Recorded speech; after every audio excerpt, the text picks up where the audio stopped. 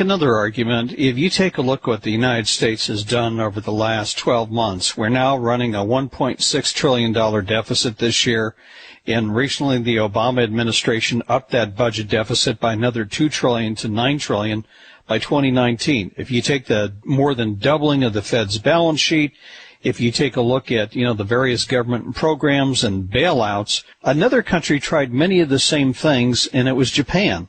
Instead of rising inflation, a lot of the deflationists would argue, look at Japan, the outcome was deflationary. Yeah, but you also have to look at the very different economic circumstances between the United States and Japan. We actually suffer from the opposite problem, or we suffer from a problem that they don't. Japan was a producing nation with a huge trade surplus in manufactured goods and a very high savings rate among its people. What happened was when the bubbles in stocks and real estate burst that were brought on by the easy monetary policy of the Bank of Japan, and at the root source of that easy monetary policy was their effort to artificially prop up the U.S. dollar, right? They printed too many yen and they kept their interest rates too low to keep our currency propped up so they can keep exporting to us.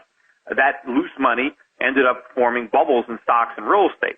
When the bubbles burst, instead of allowing the market to correct itself, instead of taking the pain, they tried to stimulate, they tried to prop up, and the Japanese government went deep into debt.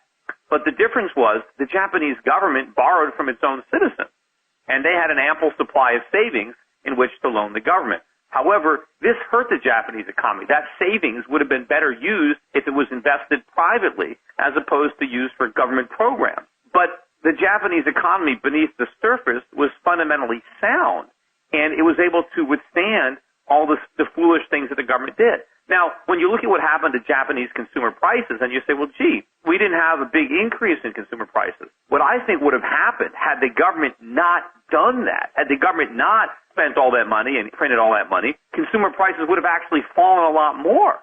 And so we actually did have inflation in Japan. The inflation was in the form of prices fell by a much lower amount than they otherwise would have fallen had the government stayed out. And that would have been a huge benefit for the Japanese economy because it would have dramatically increased the purchasing power of average Japanese citizens. So they had that robbed from them. They had that extra purchasing power robbed from them because of the inflation that was unnecessarily created by the Japanese government. But we are in a much worse situation. We're not simply going to have prices falling by a lesser amount than they otherwise would have fallen. We're going to have prices going through the roof.